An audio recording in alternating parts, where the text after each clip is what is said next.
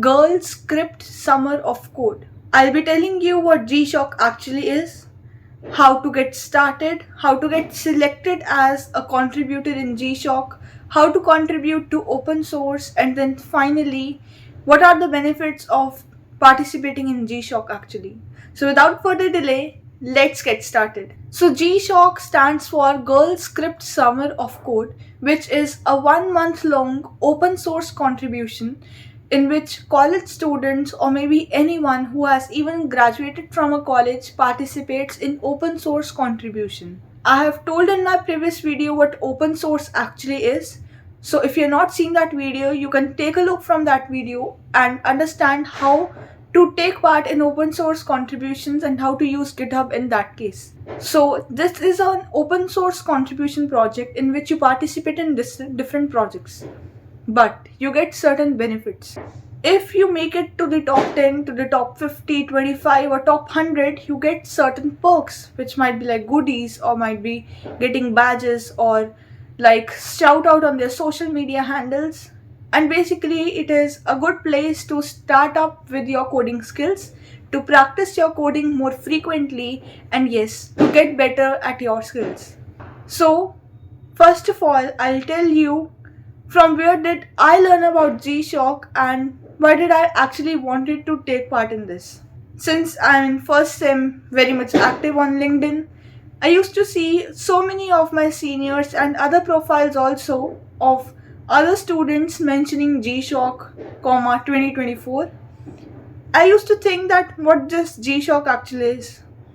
And I thought one day let's not waste time and just find out what G-Shock is. I typed on Google what G-Shock is, understood that this is an open source. At that time, I did not know how to contribute in open source, but all I knew was just to participate in something because I really wanted to do something. I was sitting idle and I was feeling I was wasting my time. So just to get started, I started with this G-Shock. I read out the website, I clicked on register button, and then finally I filled out the form. There were certain basic details which I'll be telling you how to fill out the form and other details also. So first of all, I had to fill out my basic details, university contact number, LinkedIn profiles, GitHub profiles, etc. The second part was answering certain questions. That also I'll discuss in detail later. I filled this form. In a week, I got an email back that you have been selected as a contributor. I was really very happy because this was the first time I was doing something different as compared to what I was going through in recent days at that time. So I was selected in G-Shock. I got a respective email also for that, and I had a live session in the evening that time that you're going to get an overview of what G-Shock is and how to participate. I searched on many YouTube videos to find out that now I am selected what I have to do next. But there was no video. That is why I thought that once I complete this 1 month, I will make videos for the next students who are going to come so that they can understand what it is. So once I was selected, I watched that live YouTube stream that day. It was nothing very complicated, of course. They told just how to use GitHub, how to create issues and pull requests, but to be very honest, I did not understand what they were telling in that video. I just looked it for the sake of looking at it, but I did not get any knowledge. I thought it might be important, so that is why I saw that video, but I did not get any knowledge. Maybe I did not get, others might have got, but it was just me, maybe, who was not able to understand it. So I thought let it be like that. I searched YouTube, but there was no information about this. So for you all, once you get selected, what you have to do is you have to make open source contributions. So in this video, in the later part, I'll tell you. So now let's start from the beginning. How to apply for G-Shock. Type on Google GSSOC or Girl Script Summer of Code. In the website, there will be two buttons. Click on register. In register button, they will ask you basic information like name, full name, contact information, your university name, your LinkedIn profile, your GitHub profile. If you use Discord, that profile, that's it. You're done with the first part. Now comes the second part, which is most important. That is answering some questions. Because this is the only way they're going to understand that are you genuinely very interested in participating in G-Shock or are you just wasting your time for enjoyment's sake. So the questions were, why do you wish to become a contributor? In this question, I basically told that since I'm in first sem, I want to explore tech fields, I want to gain experience, and I think that G-Shock is a good way to get started, and that is why I dedicatedly want to take part in G-Shock. The next question, do you have any past experience as an open source contributor? Share your experience briefly. So don't tell a lie in this case. If you do not have an experience, just write that you don't. I had a choice to mention it. Yes, I have an experience, but I did not write it because I know they're going to understand that she does not have an experience, because real experience is very different from something what you're going to make up. So in this part, I wrote that no, I do not have any open source experience, but I am proficient in coding and I have learned entire front end in past few months, and I have made different projects also which I have shifted to my repositories on GitHub. But I want to learn open source, and that is why I want to participate in GitHub, because I need to get started somewhere, and if I do not now, then I'll regret later. That is why I want to participate in G-Shock.